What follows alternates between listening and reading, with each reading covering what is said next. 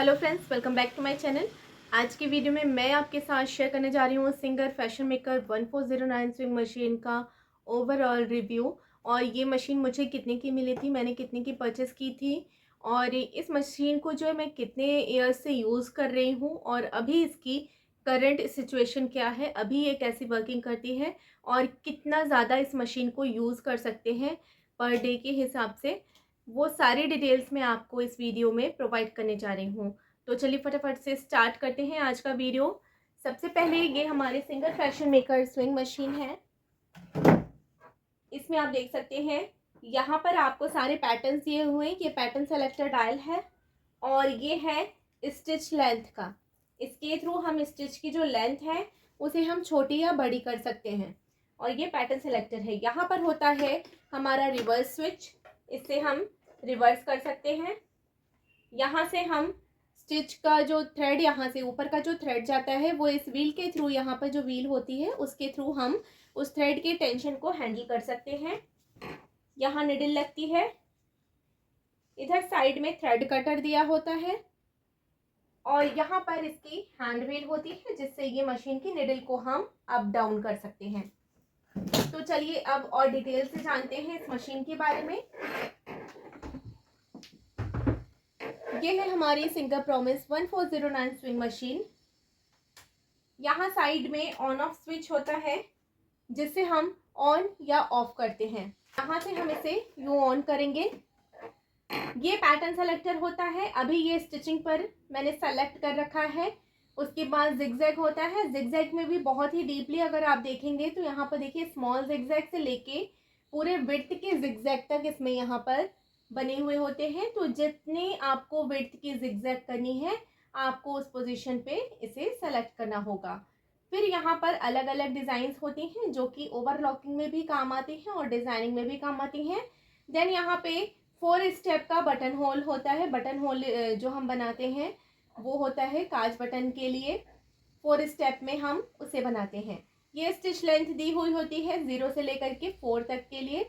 0 और 1 के बीच में स्टिच हमारी वर्क नहीं करती है, वो सिर्फ अपनी प्लेस पे निडल जो है वो अगर जिगजैग पैटर्न सेलेक्ट किया है तो अपनी ही प्लेस पे वर्क करती है और एम्ब्रॉयडरी के लिए ये चीज़ काम आती है। उसके बाद हम 1 2 3 4 जितना भी स्टिच लेंथ रखना चाहें किसी भी फैब्रिक को स्टिच करते समय हम वो रख सकते हैं। यहाँ पर थ्रेडिंग की है मैंने, थ्रेड को यहाँ लगाना है। फिर यहाँ व्हील से निकाल करके ये नंबर्स बने हुए हैं, नंबर 2 नंबर 3 में ऊपर, फिर नंबर 4 में अगेन ये देखिए हैंड व्हील से हम मूव करेंगे तो ये ऊपर आता है, इसमें से घुमा करके नंबर 5 यहाँ और देन निडल में थ्रेडिंग हो जाती है। यहाँ पर बॉबिन लगता है। बॉबिन भी हमारा नॉर्मल, जैसे नॉर्मल स्विंग मशीन में होता है वैसा ही हमारा बॉबिन और बॉबिन केस होता है। बट नॉर्मल स्विंग मशीन में साइड में लगती है ये चीज़ और इसमें सिंगर में, उषा में, इन सब में ये जो होता है ऊपर की साइड में लगता है। ये इस तरह से यहाँ पर हमें बॉबिन लगा लेना होता है। ये स्विंग मशीन मैंने फ्लिपकार्ट से परचेस की थी और 7000 में परचेस की थी। उस समय पे ये स्विंग मशीन का वही प्राइस था और इसे यूज़ करते हुए मुझे 4 इयर्स हो चुके हैं। 4 इयर्स से कंटिन्यू मैं इसे यूज़ कर रही हूँ। स्टार्टिंग में मैं इसे थोड़ा कम यूज़ करती थी क्योंकि मेरे पास 3 मशीन्स थी। काम थोड़ा, लोड जो था वो थोड़ा कम था क्योंकि मैं होम बुटीक मैनेज करती थी और मेरे पास Usha stitch magic machine, Singer Promise और मेरे पास नॉर्मल स्विंग मशीन जो डेली यूज़ के लिए डोमेस्टिक स्विंग मशीन जो होती है वो थी। इन तीनों का ही यूज़ करके मैं स्टिचिंग करती थी। पर डे में ही मैं इन तीनों को यूज़ करती थी, इसलिए हर एक मशीन पे सेपरेटली जो बर्डन है वो थोड़ा कम आता था। अब मैं स्टिचिंग अकेले ही करती थी, आज भी मैं अकेले ही करती हूँ। हैंड वर्क के लिए जो हाथ के जो काम होते हैं उनके लिए मैंने स्टाफ रखा है। जो मोस्टली मेरी स्टिचिंग होती है बुटीक की वो मैं अकेले ही मैनेज करती हूँ, इसलिए मैं सारी स्विंग मशीन को बिल्कुल बराबर टाइम देती हूँ क्योंकि मशीन है, उन्हें आप जितना अच्छे से रेगुलर बेसिस पे यूज़ करेंगे वो उतनी ही अच्छे से वर्क करेंगे। और सिर्फ इतना ही नहीं, मशीन को ऑयलिंग और केयरिंग की भी ज़रूरत होती है। अगर प्रॉपरली आप बराबर केयर करते रहेंगे तो मशीन जो है वो लॉन्ग टाइम तक चलती रहेगी। इस मशीन के बारे में मैंने पूरी डिटेल्स आपको बता दी है। इसका जिगजैग पैटर्न, इसमें फैब्रिक बहुत ज़्यादा जो मोटा होता है, बहुत ज़्यादा थिक होता है, वो आप नहीं स्टिच कर सकते हैं। अगर उस पर स्टिचिंग होती भी है, निडल को थोड़ा चेंज करके, निडल के नंबर्स को बढ़ा करके अगर आप उस पर स्टिचिंग करते भी हैं तो उस पर जिगजैग पैटर्न और अदर जो एम्ब्रॉयडरी पैटर्न्स हैं वो चलने में थोड़ी सी प्रॉब्लम आ सकती है। नॉर्मल थिकनेस का जो फैब्रिक है उस पे आप सारे पैटर्न्स को बहुत ही अच्छे से कर सकते हैं। और इन मशीन्स के लिए जो निडल आती है, अगर आप वो ही निडल परचेस करेंगे और इसमें यूज़ करेंगे तो वो ज़्यादा बेटर होगा। तो ये मशीन आपको अच्छा रिस्पॉन्स देंगी। मेरे पास 4 इयर्स से है। मैंने अभी तक इस मशीन को रिपेयरिंग के लिए कभी भी किसी को नहीं दिखाया। इस मशीन में कभी भी ऐसी प्रॉब्लम नहीं आई है जो मुझे रिपेयर करने के लिए सर्विस सेंटर भेजनी पड़े। छोटी मोटी जो इसमें प्रॉब्लम्स आती हैं, थ्रेड का लूज़ होना, थ्रेड टाइट हो जाना, थ्रेड का बार बार ब्रेक होना, ये सारी मोस्टली जो प्रॉब्लम्स हैं वो सबसे ज़्यादा प्रॉब्लम आती है मशीन की केयरिंग अच्छे से ना हुई हो, मशीन कुछ टाइम के लिए यूज़ ना की गई हो, उसमें ऑयलिंग ना की गई हो रेगुलर बेसिस पे।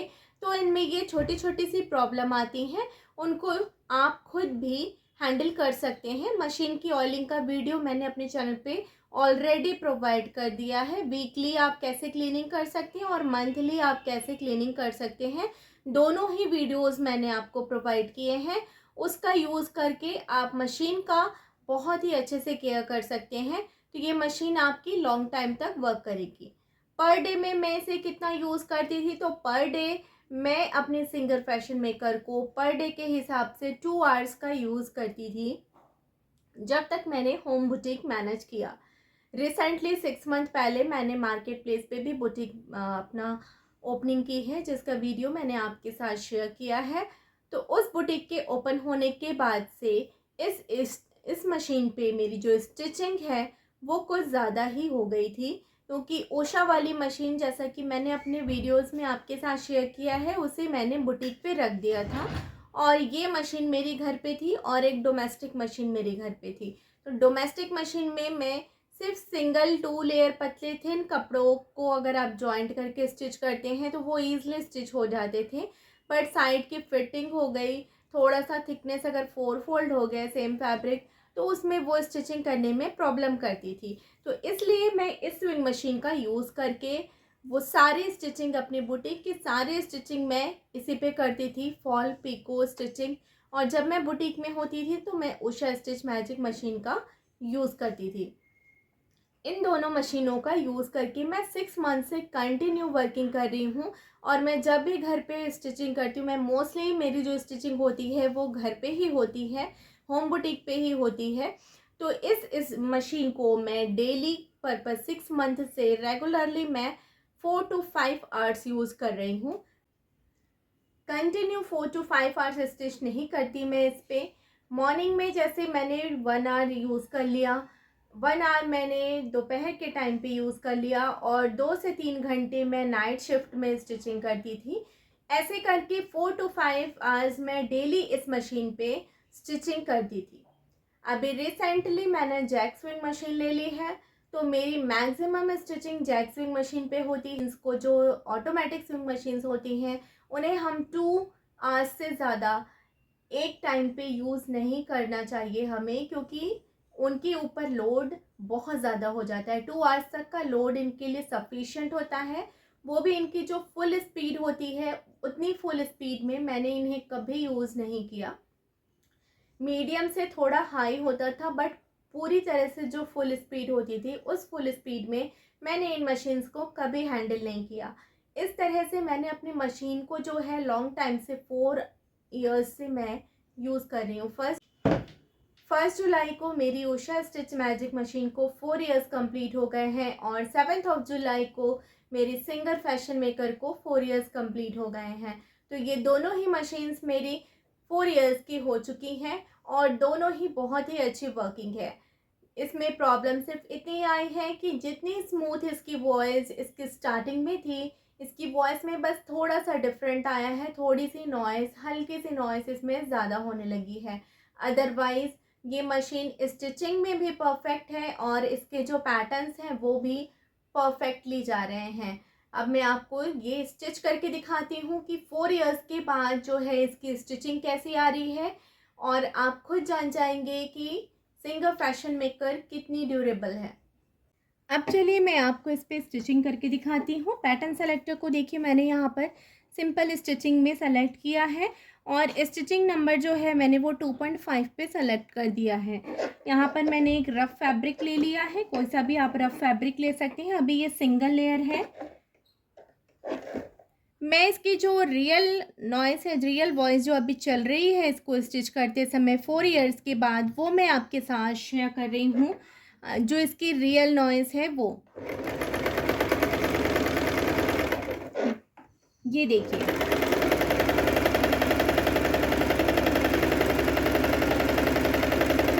ये है इस मशीन की रियल नॉइस जो अभी ये चल रही है 4 इयर्स के बाद। इसमें ऑयलिंग करने के बाद भी, इसकी क्लीनिंग करने के बाद भी इसकी नॉइज़ जो है वो इसी तरह से है, बस थोड़ी सी नॉइज़ में डिफरेंस आई है। अदरवाइज़ इसकी स्टिचिंग और डिज़ाइनिंग सभी परफेक्ट है। ये दिखाती हूँ मैं आपको। ये अभी सिंगल लेयर फैब्रिक पे मैंने स्टिच किया है और आप इसकी स्टिचिंग को देख सकते हैं।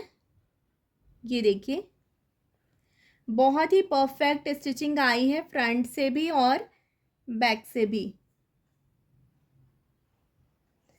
अब मैं डबल लेयर में स्टिच करके दिखाती हूँ आपको।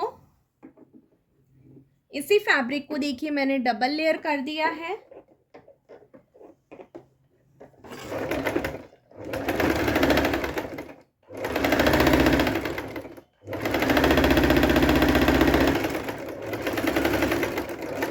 सिर्फ इसकी नॉइज़ में डिफरेंस आया है, अदरवाइज स्टिचिंग आप देखिए डबल लेयर की भी दोनों साइड से परफेक्ट है। अब मैं थोड़ा और थिक फैब्रिक इस पे स्टिच करके दिखाती हूँ। ये देखें, ये फैब्रिक ऑलरेडी ये डबल है, इसे मैं 4 पार्ट्स में कर लेती हूँ। अब ये 4 पार्ट्स में हो जाएगा ये फैब्रिक। ये देखिए, ये 4 लेयर हो गया है।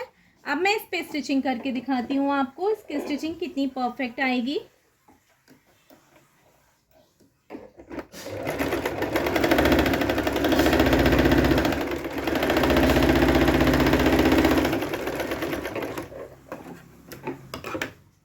ये देखिए, 4 लेयर पे भी इसकी स्टिचिंग आप देख सकते हैं पूरी तरह से परफेक्ट आ रही है, फ्रंट और बैक दोनों ही साइड में। अब मैं आपको इसका जिगजैग करके दिखाती हूँ।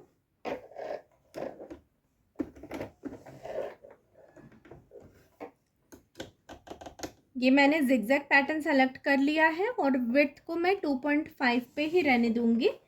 स्टिच लेंथ जो है या कम कर लेते हैं तो उससे ज़्यादा क्लियर समझ में आएगा। ये देखिए,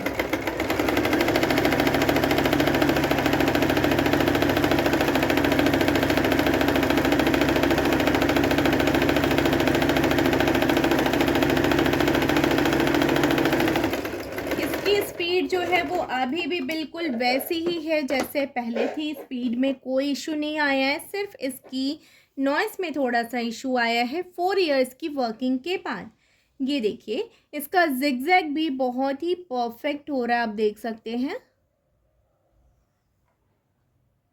तो 4 इयर्स के बाद इस मशीन का जो ओवरऑल रिव्यू है वो मेरी तरफ से गुड है, क्योंकि ये मशीन अभी भी बेस्ट वर्किंग है।